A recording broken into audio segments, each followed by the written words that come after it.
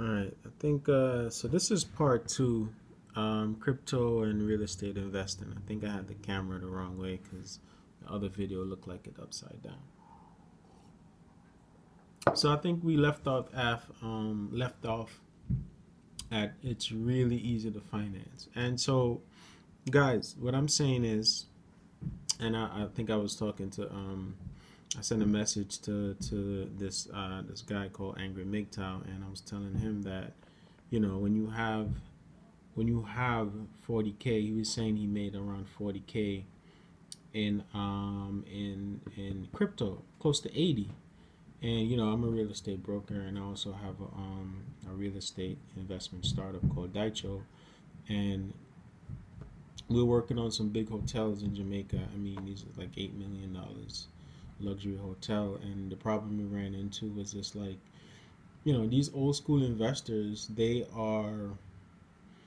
very cryptic in a sense that, like they want to cut you out to get the deal themselves, right? So you're telling them, listen, you're just buying you're buying a we're crowding this hotel investment. We don't want you to own it. They're like, oh, we want to own it. I'm like, no, if you own it right out, then that cuts us out of the platform in terms of like how we get our management fees, and how we could leverage the asset to give our investors a better ROI. So, for example, there was this 80-room hotel in Portland, a small town that I was born in, and I knew the owner. I spoke to the owner before he passed away, and he was like, Damien, come and visit me. And it was a sign that I should have got up off my ass, jump on a plane, and go see the old man. Why? Because you never know. What I was working on with the crowdfunding platform, he could have said, I could have gotten across to him, because he felt like, like his generation got a bit lazy, and they didn't want to really work hard like he did. And he was an immigrant. I think from the Middle East, and so he ended up passing away and leaving the hotel to his nephew. So that's one of my experience with real estate. Right, it's hard to get into. It's not hard to get into, but to start, you have to, is a barrier to entry, meaning you need someone to kind of push you and say, hey, buy. My friend, that after filing for bankruptcy, after a while decided to buy his first house, and he's like, yo, I have to give it to you for kind of like pushing the idea in my head constantly. And the funny thing is, he didn't use me when it was time for him to buy something. That's how ashamed he was of. That's how ashamed he was of not following my advice. He actually ended up buying something to a friend of mine that I went to school with, which was crazy. When we both find out, it was a haha moment. Um, so it's easy to research and stock and share. Yeah, real estate is fairly easy. I mean, if you type in 1004, you get Lower Manhattan. If you type in, 1226, 224, you might get something in Park Slope. And so you could research the market. You could look at the prices. You could look at the trends.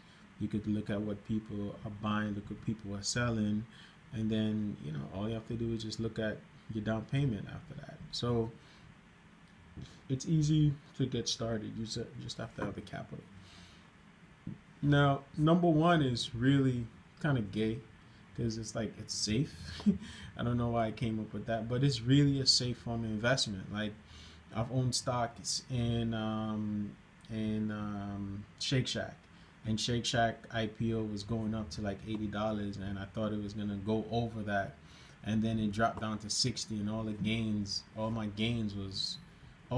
that I had, I fucking lost it, right? So, but you don't see maybe a 30% drop in the value of your house unless the Democrats build the projects in the middle of your house.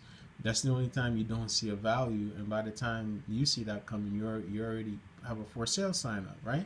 So it's relatively a safe investment for the long term. But So that's number one. It's safe. Now, how do you get started? Right? You have capital in cryptocurrency, and you're like, I've kind of like planted the bug in a few individual heads that they they've been doing okay in the crypto market. I'm like, hey, your next step is to buy some fucking assets, right? But they don't know how to do that. They don't understand that process, right? Because they're digital kids, you know what I mean? And like, yo, they grew up on the digital platform. So anything in the real world, it's not something the only thing that's tangible to them sometimes is the food that they eat and the people that they interact with. Everything else is just how they interact with the world is through the web, right? um so my advice for those who want to get into the market is, number one, just get someone that's experienced, someone that understand the process, right? Which is it could be any broker, but for the most part is, if you watch Million Dollar Listing, there was one episode where someone called up and said, hey, can I buy the house in Bitcoin? And the agent was like, fuck no, right? That's what most brokers that don't understand this market will tell you.